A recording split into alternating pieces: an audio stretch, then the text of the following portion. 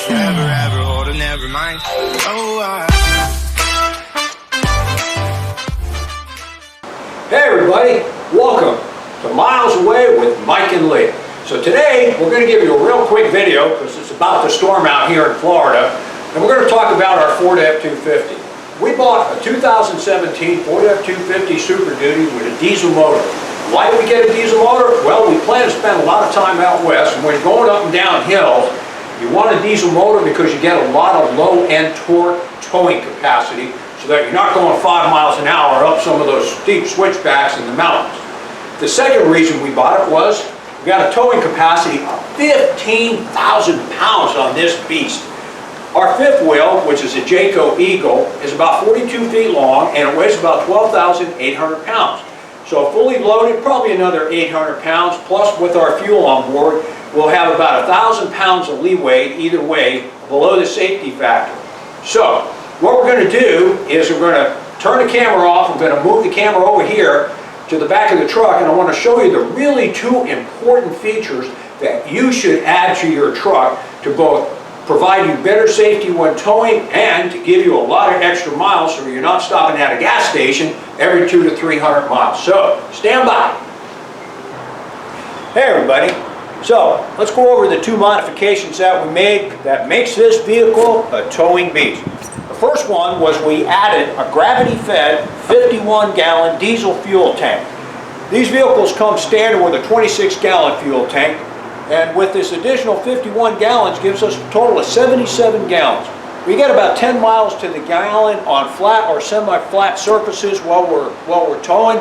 So we can probably go about between 400 and 500 miles between fill-ups, which gets us from point A to point B. We'll detach, stay overnight, go fill up the next morning, and then we're on to our next location. The second thing about this fuel tank, it has a tool crib associated with it. The tool crib isn't very deep, but man, we can put a lot of little stuff in here and then access it when we need it. So the fuel goes in on this side. The gravity feeds down. The way I normally do it is I'll put fuel into the tank first, and then I'll fill up our spare tank.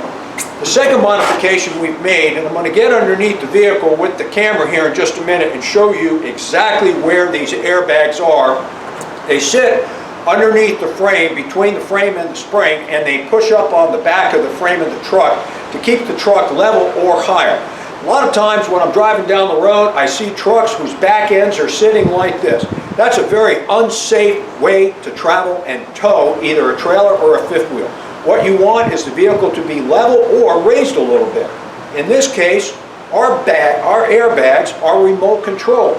We hang this on our visor, and all we have to do is push a button to put air into it and raise the back or let air out. So we're going to raise the back just a little bit. You're going to hear the compressor turn on.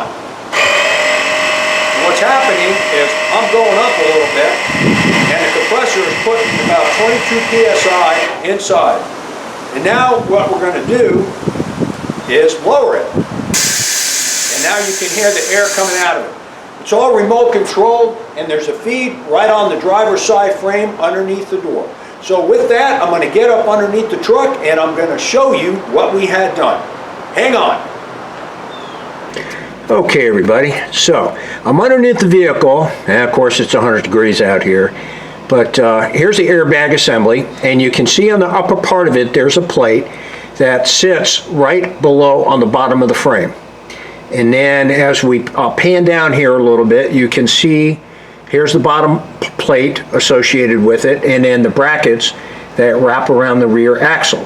So what happens is compressed air gets pushed into the bag, and it pushes up on that upper plate, which in turn pushes up the frame. And of course there's one on each side. So now we'll take a look at this airbag looking down from the tire, and then I'll show you the electronics and the air compression system. Okay, here you can see the upper part of the airbag and the plate that pushes against the frame and the bed of the truck. So now we're going to take a look at the air compression system, which is bolted to the side of the frame underneath the driver's door. Okay everybody, so as I said, on the frame they bolted the electronic control box, which is right here, and then here is the air compressor. And so there's lines that go back to each one of those airbags that I show you that are on the rear frame of the truck that will actually push up the bed of the truck.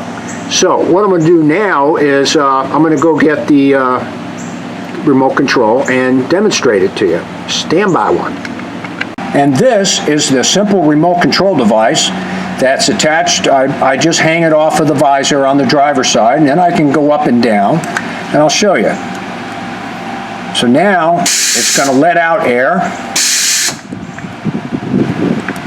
and now it's going to raise air.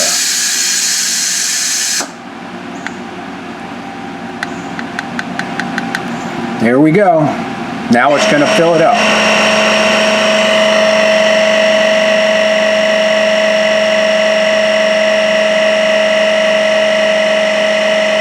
And it's filling it up to 27 psi. So these airbags will last for years, and as I showed you from the other photos, they were pretty easy to install. It was about $1,300 to get it done, and now we can tow our fifth wheel safely anywhere in the United States. Hey everybody, I hope you enjoyed the tour of our F-250 and the reasons why we bought it, and the two modifications that we made that really make this vehicle a tow beast. As a matter of fact, we call it Blackhawk. Anyway, with that, have a great evening, be safe in all your travels, and we'll see you in our next video.